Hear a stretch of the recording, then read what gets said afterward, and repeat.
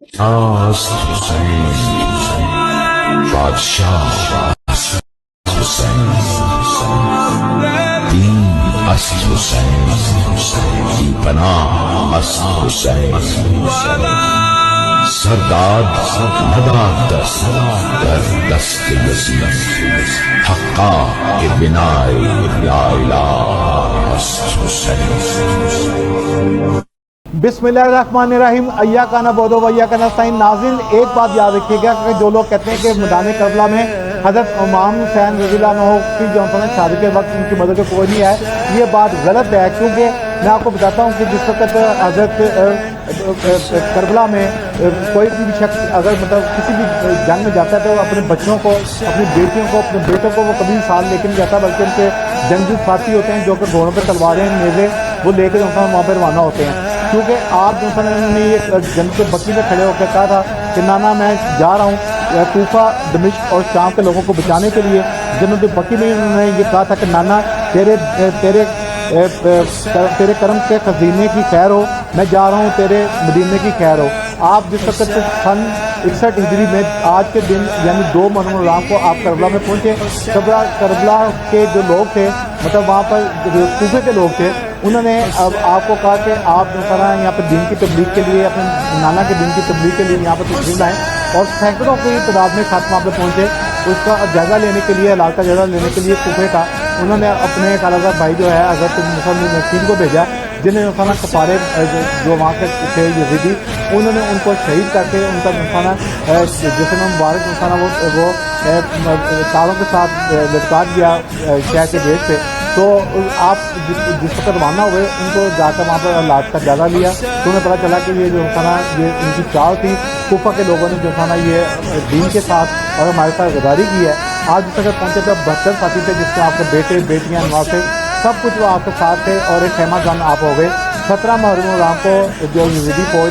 جو لاکھوں کی تعداد میں تھی، یہ لوگ صرف 72 تھے، انہوں نے پانی بند کر دیا دریائے فرات کا، بھوکے پیاسے تھے، اور 7ویں محرم کو یہ پانی بند ہوا۔ اور جس وقت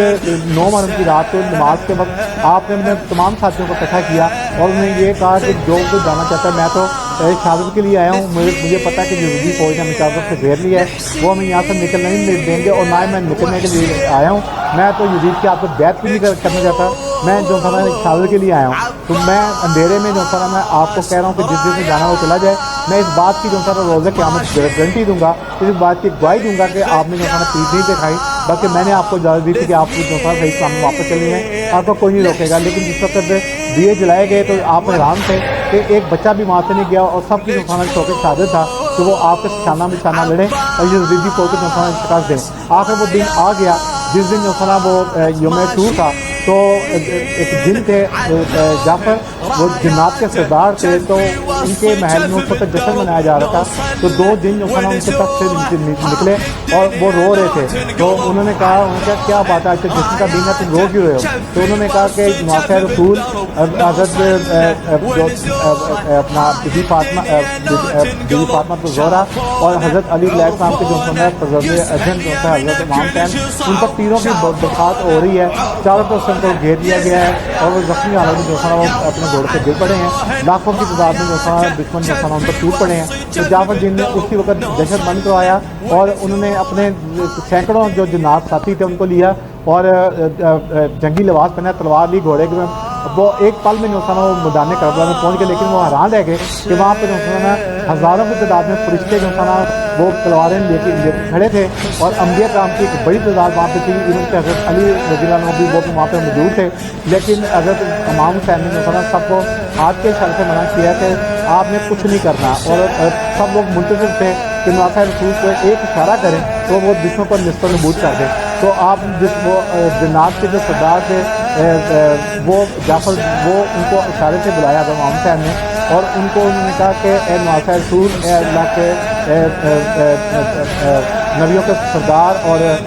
جو سردار جنت کے جو نوجوانوں کے سردار ہیں، آپ ایک اشارہ کریں، آپ اس اشارے کے منتظر ہیں۔ میرے اس وقت سینکڑوں ساتھی، ہزاروں ساتھی میرے ساتھ ہیں جو پل بھر میں یزید فوج کا خاتمہ کر دیں گے اور یہ کتے کی موت مارے جائیں گے، آپ اشارہ کریں۔ لیکن آپ نے کہا کہ میں نہیں، مجھے شہادت کا جو نہیں ہے، مجھے جو صرف اپنے نانا کے دین کو بچانا ہے، جس کے لیے جو میں یہاں پر آیا ہوں، اور میں نے اپنے پورے خاندان کی شہادت جو تھا نا وہ قبول کر لی، لیکن اپنے نانا کے دین پہ جو تھا نا وہ رکھ نہیں آنے دیا۔ تو قصہ مختصر آپ کو شہید کیا گیا اور دشمن نے جو تھا نا آپ کا جو تھا جسم سے الگ کر دیا، اور نیزے پہ جو تھا حضرت زینب علیہ السلام جو تھا نا اپنے بھائی کا سر لے کے جو تھا نا وہ سینکڑوں میل دور پیدل جٹا پٹا قافلہ جو تھا وہ وہاں پہ جو تھا نا وہ وہاں پہ پہنچا جس وقت یزید کے دربار پہ، تو یزید بیٹھا ہوا تھا اور اس وقت بھی جو تھا نا جو نیزا تھا اس پر اگر امام صاحب کا جو سر مبارک تھا وہ تو کیف کی تلاوت کر رہا تھا، تو اپنے یزید کو للکارا، تو انہوں نے کہا اے یزید تو دیکھ کہ آج بھی تو نیچے بیٹھا ہے جبکہ میرا بھائی تیرے سے اوپر ہے، اور وہ آج بھی جو تھا نا قرآن کی تلاوت کر رہا ہے، تو ہار گیا یزید، اور ویسی دنیا تک جو ہم لوگ لان ڈالیں گے تو اپنا آپ کو ماریں گے پیٹیں گے اور ماتم کریں گے، لیکن میرا بھائی آج بھی زندہ ہے اور روز قیامت تک اس میں زندہ رہے گا۔ یعنی امام تھے، امام ہیں، یزید تھا، یزید نہیں رہا۔ تو یہ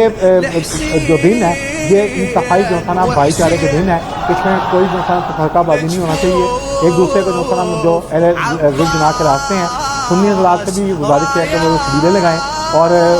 کسی قسم کی جو تھا نا وہ ایسی بات نہ چلائی جائے ٹی وی چینل پر، اخبارات میں یا آپس میں بحث ماسا نہ کیے جائے، بلکہ آپ یہ کہیں کہ حسین سب کے تھے، سبھی کے تھے حسین، کیونکہ وہ جنت میں نوجوانوں کے سردار ہیں، نواسہ رسول ہیں، اور ان کی گردن کو وہاں سے جو تھا نا کاٹا گیا جہاں پر جو تھا نا نبی پاک صلی اللہ علیہ وسلم ہمیشہ جو تھا نا بوسہ دیا کرتے تھے۔ تو آپ سے یہ گزارش ہے کہ اس اسکائی نیوز کے اردو کے چینل سے اس کے خاصت سے آپ سے گزارش ہے کہ کسی قسم کی جو تھا نا آپ فرقہ وارے کی بات مت کریں، آپ بھائی بھائی ہیں اور سبیلے لگائیں، ان کو بھی پلائیں جو کہ جو تھا نا وہ زندگی کرنی کر رہے ہیں، لوگ